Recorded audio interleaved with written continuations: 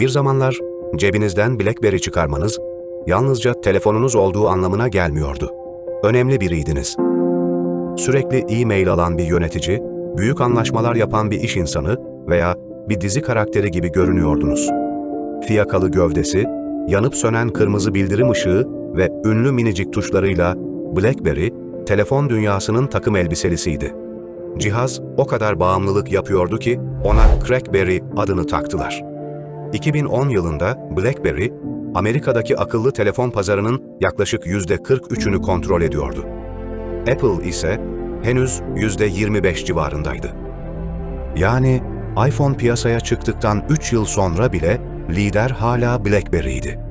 Fakat birkaç yıl sonra şirketin depoları satılmayan telefonlarla dolacak, yöneticileri görevlerinden ayrılacak ve BlackBerry adı neredeyse tamamen telefon dünyasından silinecekti.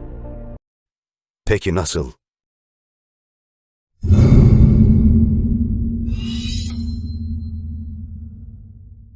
Hikaye 1984 yılında Kanada'nın Waterloo kentinde başlıyor. Mike Lazaridis ve çocukluk arkadaşı Douglas Friggin, Research in Motion adında küçük bir teknoloji şirketi kurdu. Lazaridis son derece yetenekli bir mühendisti.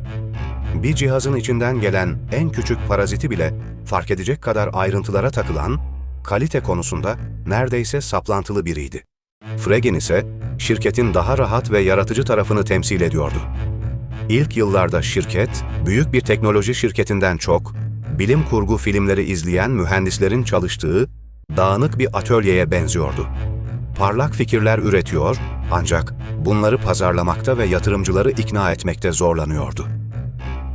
1990'ların ortasında ekip, çağrı cihazı, e-posta makinesi ve mobil iletişim aracını tek bir cihazda birleştirecek bir fikir üzerinde çalışmaya başladı. O dönemde mobil ağlar yavaştı, veri pahalıydı. Hareket halindeyken e-posta göndermek ise çoğu insan için hayalden ibaretti. Şirketin çözümü verileri küçültüp kablosuz ağlar üzerinden verimli biçimde iletmekti. Fakat bu fikri dünyaya satabilmek için farklı birine ihtiyaçları vardı. İşte Jim Balsillie burada devreye girdi. Balsillie, Lazaridis ve Friggin'den tamamen farklıydı. Agresifti, hırslıydı ve iş dünyasının nasıl çalıştığını biliyordu. Mühendislerin rahat şirket kültürünü profesyonel bir satış makinesine dönüştürmek istiyordu. BlackBerry belgeselinde bu karşıtlık oldukça dramatik biçimde anlatılır. Ürünün kusursuz olması gerektiğini düşünen ve ürünü mümkün olduğunca hızlı satmak isteyen iki kutup vardır. Bu iki kutbun arasında kalan Friggin, şirket büyüdükçe kaybolacak olan eski ve samimi Research in Motion kültürünü temsil eder. Bu iki karşıt güç birleşince şirket güçlü bir ivme yakaladı. 1999 yılında piyasaya çıkan BlackBerry 850 aslında telefon değildi. Küçük ekranı ve fiziksel klavyesi olan iki yönlü bir çağrı cihazıydı. Fakat onunla e-mail alınabiliyor ve cevap gönderilebiliyordu. BlackBerry'nin en büyük silahı push e-mail sistemiydi. Kullanıcının sürekli gelen kutusunu yenilemesi gerekmiyordu. Mesaj doğrudan cihaza ulaşıyordu. Üstelik verileri sıkıştırdığı için dönemin yavaş şebekelerinde bile hızlı çalışıyor ve diğer cihazlara göre çok daha az veri tüketiyordu. Şirketler açısından asıl önemli olan ise güvenlikti. BlackBerry Enterprise Server sayesinde kurumlar çalışanlarının cihazlarını merkezi olarak yönetebiliyor, mesajları şifreleyebiliyor ve kaybolan telefonlardaki verileri uzaktan silebiliyordu. Bu nedenle BlackBerry, bankaların, devlet kurumlarının ve büyük şirketlerin gözdesi oldu. Şirket yalnızca telefon satmıyordu. Cihazı, yazılımı, mesajlaşma altyapısını ve güvenlik hizmetini birlikte sunuyordu. Daha sonra Pearl, Curve ve Bolt gibi modeller geldi. BlackBerry artık yalnızca iş insanlarının telefonu değildi. Hollywood yapımlarında sürekli görünmesi, fiziksel klavyesi ve kendine özgü tasarımı sayesinde bir statü sembolüne dönüşmüştü. Ardından BlackBerry Messenger yani BBM geldi. BBM kullanıcıları internet üzerinden mesajlaşabiliyor, mesajın ulaştığını ve okunduğunu görebiliyor, telefon numarası yerine özel PIN kodlarını paylaşabiliyordu.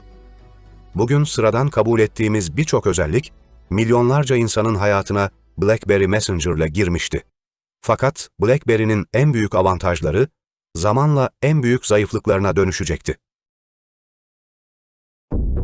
2007 yılında Steve Jobs ilk iPhone'u tanıttığında BlackBerry yöneticileri başlangıçta fazla endişelenmedi.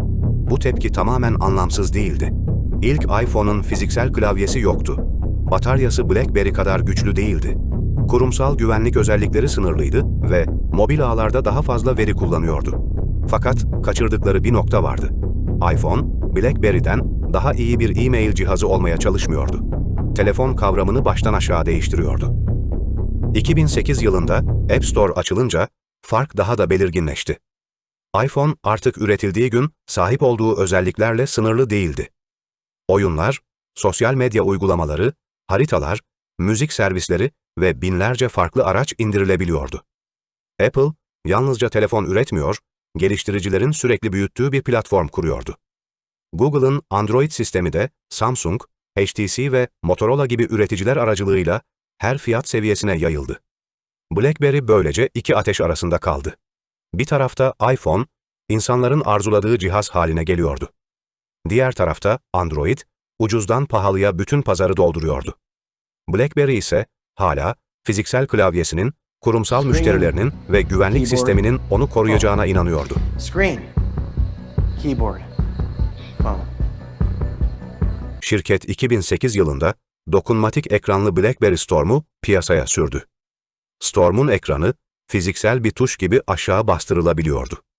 BlackBerry böylece dokunmatik ekranla gerçek klavye hissini birleştirmeye çalışmıştı. Fakat cihaz yavaştı, yazılımı sorunluydu ve dokunmatik arayüzü doğal hissettirmiyordu. Asıl sorun ise yalnızca Storm değildi. BlackBerry'nin eski işletim sistemi, e-mail, mesajlaşma ve düşük veri tüketimi için mükemmeldi. Ancak büyük dokunmatik ekranlar, gelişmiş internet tarayıcıları ve modern uygulamalar için tasarlanmamıştı. Şirket bu sorunu çözmek için 2010 yılında QNX adlı işletim sistemi şirketini satın aldı. QNX tabanlı ilk önemli ürün 2011 yılında çıkan Playbook tablet oldu. Donanımı güçlüydü ve çoklu görev konusunda başarılıydı. Ancak e-mail sayesinde büyüyen şirketin tabletinde ilk çıktığında bağımsız çalışan yerleşik bir e-mail uygulaması bulunmuyordu. Bazı özellikler için cihazı bir BlackBerry telefona bağlamak gerekiyordu. Playbook, şirketin içinde bulunduğu durumu özetliyordu. Eski BlackBerry dünyası artık yetersizdi. Yeni BlackBerry dünyası ise henüz tamamlanmamıştı. Yine de kullanıcı sayısı hemen düşmedi. BlackBerry'nin aktif abone sayısı 2012 civarında yaklaşık 80 milyona ulaştı. İşte şirketi yanıltan şey de buydu. Rakamlar hala iyi görünüyordu. BlackBerry Messenger sayesinde bazı ülkelerde satışlar sürüyordu. Fakat Amerika ve Avrupa'daki yüksek gelirli kullanıcılar çoktan iPhone ve Android'e geçmeye başlamıştı. 2012 yılında Mike ve Jim de görevlerinden ayrıldı ve şirketin yükselişini sağlayan iki farklı güç de yönetimden çekilmiş oldu. Bir yıl sonra BlackBerry 10 işletim sistemi tanıtıldı. Tam dokunmatik Z10 ve fiziksel klavyeli Q10, modern, hızlı ve güvenli cihazlardı. BlackBerry sonunda yeni nesil bir işletim sistemi geliştirmişti ama yaklaşık 5 yıl geç kalmıştı. İnsanlar artık yalnızca telefon satın almıyordu. Uygulamaları, fotoğrafları, mesajları ve hesaplarıyla birlikte bir ekosistemin içine yerleşiyordu. BlackBerry 10'da ise Instagram, YouTube ve Google servisleri gibi birçok önemli uygulama ya bulunmuyor ya da yeterince iyi çalışmıyordu. Satışlar beklenen seviyeye ulaşmadı. Şirketin depolarında cihazlar, mali tablolarında ise zararlar birikmeye başladı. 2015 yılında Android kullanan ve kaydırmalı fiziksel klavyesi bulunan BlackBerry Priv çıkarıldı. BlackBerry, sonunda uygulama sorununu çözebilecek işletim sistemine geçmişti. Ama Android pazarında Samsung ve diğer üreticiler çoktan yerini sağlamlaştırmıştı. 2016 yılında şirket kendi telefonlarını üretmeyi bıraktı ve donanım işini lisans ortaklarına devretti. TCL gibi şirketlerin ürettiği BlackBerry markalı Android telefonlar birkaç yıl daha piyasaya çıktı.